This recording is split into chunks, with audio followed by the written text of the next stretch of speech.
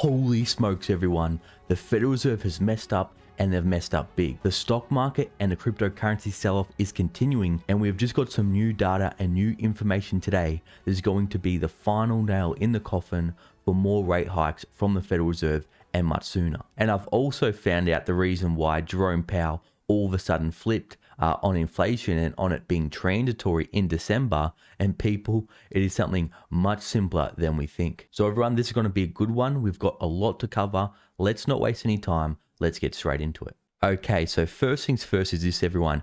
S&P 500 is poised for its worst start to the year since 2016. Now this is crazy everyone, because everyone was expecting, a Santa rally and a big start to January. January is a good time for stocks. A lot of people may have sold their stocks in December for tax loss harvesting and may have started to rebuy in January, but it doesn't look like this is going to happen. And we've just got some new data today, hot off the press, that is causing this sell-off in the markets. And when this data came out, it was a big shock for the markets. The S&P 500 fell over 0.5% and the Nasdaq fell over 1%. But this is the first week we've seen in a long time that the stock market has been red day after day. And it doesn't look like people are loading up on this dip. So this is what everyone is so worried about. Hiring falters in December as payrolls rise only 199,000.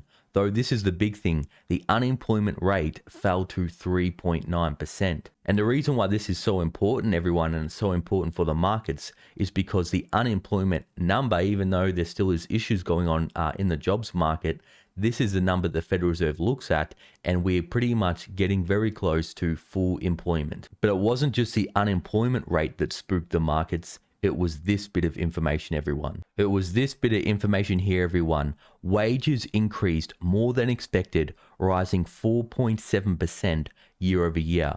And leisure and hospitality showed the biggest gains by industry. And I'll also bring up a chart here of the 10-year US Treasury. We can see here when this data came out, it spiked to almost 1.8%. Now you may think, oh, just employment data, it's a bit boring, but this is a key bit of data, because not only is the unemployment rate falling, but also wages are increasing faster than expected.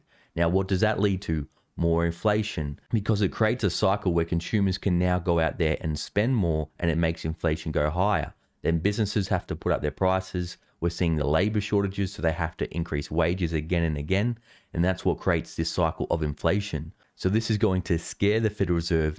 Going to be very interesting to see what they got to say during their meeting this January. But it wasn't just this, everyone. We also got more information that inflation is getting worse and we're going to see more rate hikes. So this news came out today as well. Eurozone inflation has hit a new record high in December. And look at this, everyone. This figure represents the highest ever. That's right, ever on record. Are you starting to get a picture? This inflation is no joke, and we got to take it serious. Now, I was doing a lot of thinking yesterday, and I was thinking, why did all of a sudden Jerome Powell and the Federal Reserve flip on inflation and flip and say, okay, we're going to start lifting interest rates much sooner, tapering our balance sheet and tapering our asset purchases in December? So what happened in December to make Jerome Powell change his mind? Was it some new great economic data, some new insights into the market? No, everyone. Like I said, it is something much simpler than that. This is what happened after November 22nd, everyone.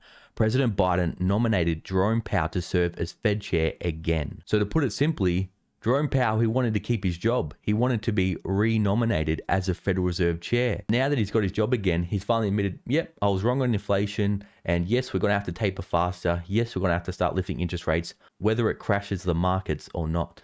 But something I keep hearing people say, and what worries me, is they say the Federal Reserve can't lift interest rates because it will crash the economy and crash the markets. But what I keep saying and what I keep thinking is they can't not lift interest rates, otherwise it'll crash the economy and crash the markets because of rampant inflation. The latest CPI data was 0.8% last month.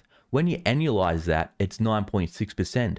But remember, every month it compounds. So really what we have right now is double-digit inflation. And we all know inflation is much worse than the CPI data. And like you've probably seen, Shadow Stats has inflation at 15% like they recorded it in the 80s. And is it a coincidence that since the 80s, since they started printing all this money, we haven't had this high inflation? It's because they changed the way they record the data. Now look at it like this. If they don't lift interest rates now because they don't want to crash the markets, well, then inflation is going to get worse and worse, and it's going to be harder and harder to stop. Then that means they're going to have to lift interest rates higher and higher to combat it, like in the 70s and 80s when they had to jack interest rates up 15 to 20%. So it's actually better that they start lifting interest rates now, and really they should have done this 6 months ago to try to get on top of it before it gets out of control. But this is really the situation they're in, everyone. Heads you lose, tail you lose. Will it crash the economy or will it crash the dollar? This is what happens when you try to cover up all the problems by printing money, by throwing money at a problem. It doesn't fix the fundamental issues, and it doesn't fix the issue that eventually in markets we need corrections. There are time and seasons for everything, and just like in business, there are cycles. You can't just have a party and good times all the time. So really what we have to do, and what the Federal Reserve has to do, is let the free market do its thing and let the market figure out for itself what a good price to pay for shares, for housing, etc., without manipulation and without artificially jacking up prices. Now, quickly, for all my Bitcoin and crypto investors, it isn't really looking good, to be honest. For Bitcoin, we can see here it hit a low of $41,000 today, and we're seeing continued selling pressure. But I'm actually surprised that we haven't seen a big drop of 10 or 15% like we normally do when there's a lot of fear in the markets, but it is slowly grinding down, we can see over the past week. And what happened last time in 2017 and 2018 when the Federal Reserve started lifting interest rates? Well, that was the end of the bull market for the last cycle, and that's when we saw Bitcoin fall around 75 to 85%. So if we continue to see a sell-off in the stock market, cryptocurrency is going to go down with it, because people are saying it's not correlated with the stock market.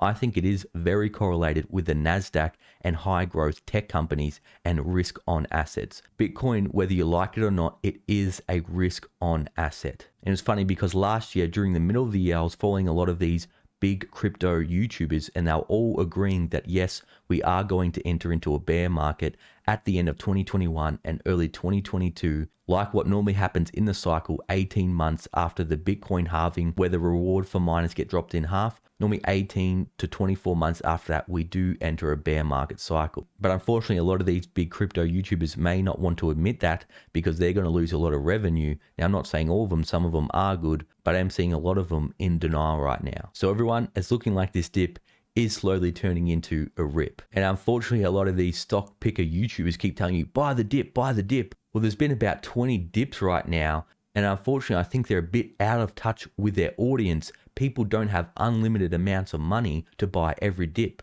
And they're not making hundreds of thousands of dollars like these individual stock picker YouTubers are making to continue to buy the dip every month.